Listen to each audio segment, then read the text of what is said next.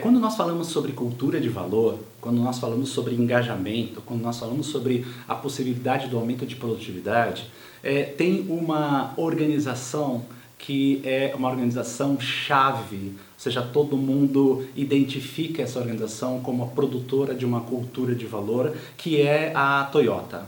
E tem um caso emblemático, né, verdadeiro, que aconteceu por volta dos anos de 1980, 82, mais especificamente, onde a GM passava por uma grande crise e existia uma fábrica numa cidade dos Estados Unidos chamada Fremont, na Califórnia, cuja essa fábrica da GM, ela estava passando por uma crise, ela era considerada a penúltima ou a última fábrica em termos de produtividade.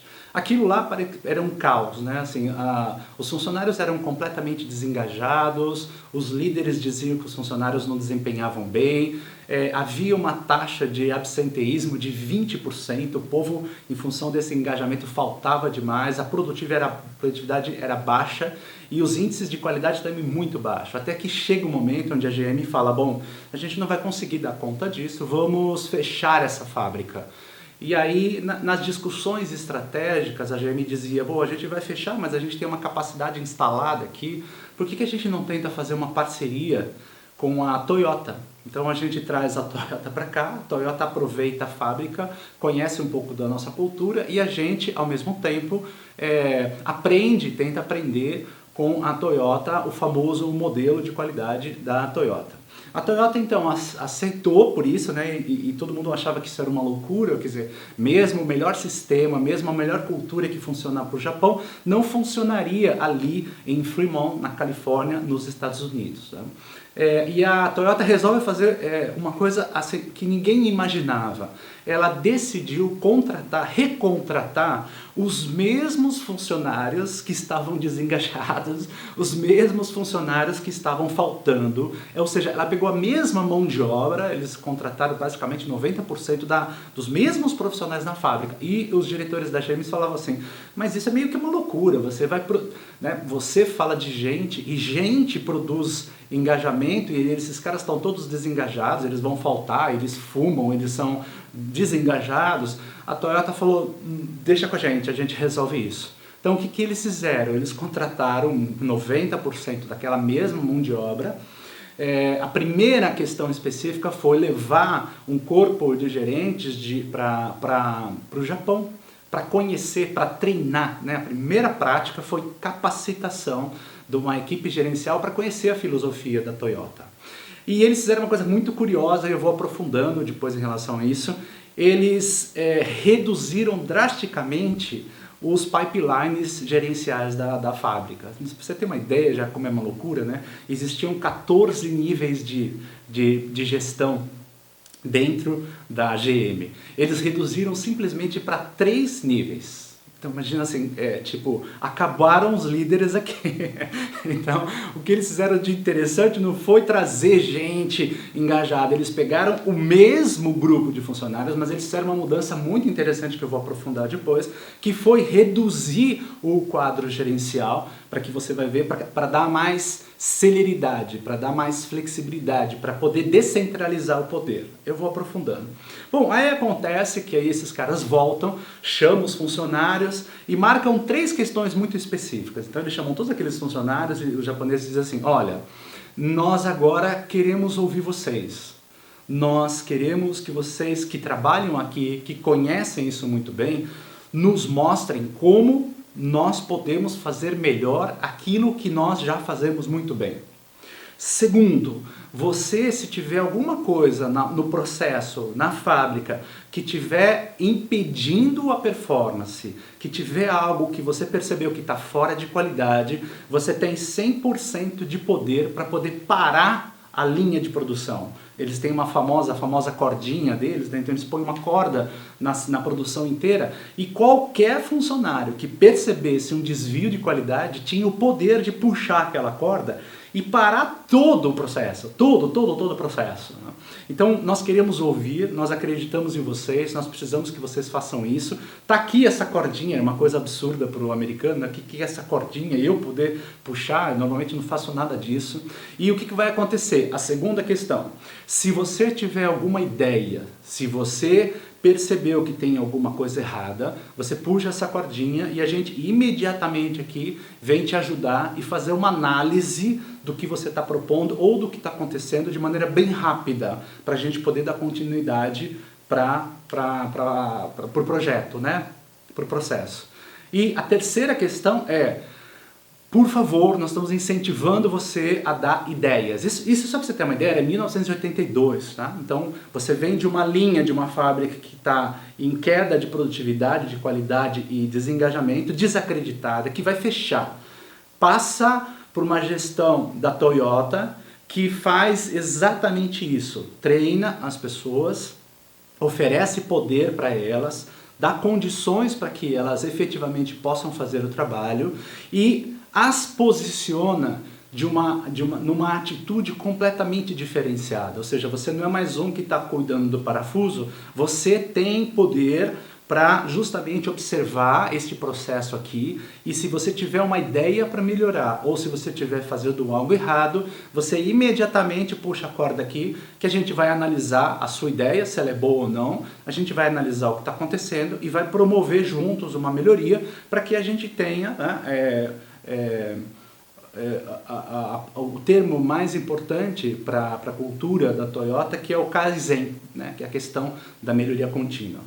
Então, exatamente um ano depois que a Toyota vem e assume uma fábrica completamente falida, os resultados começam a acontecer. Então, eles, lá nos últimos... no ranking, né, de produtividade, de qualidade das fábricas, que eles eram o último, eles começam agora a se posicionar entre os 5 primeiros mais produtivos dos Estados Unidos. Então, assim, ele, em um ano ele faz uma mudança onde ele é lá o penúltimo, passa a ser o top 5 em termos de qualidade, ou seja, a fábrica sobrevive.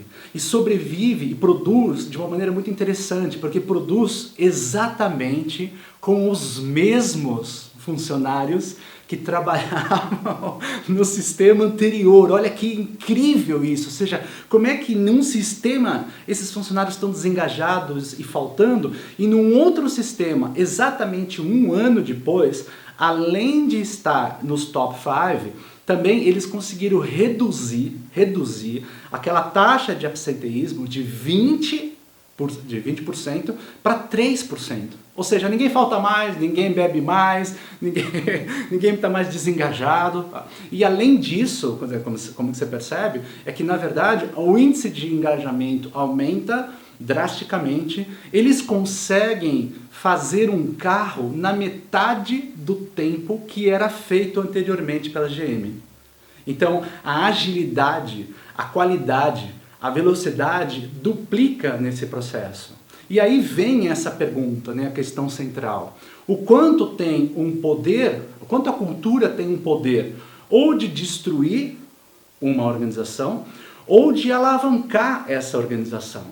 O quanto essa cultura que pode fomentar os princípios e os valores, que permite a alta performance e que transforma conhecimento em valor.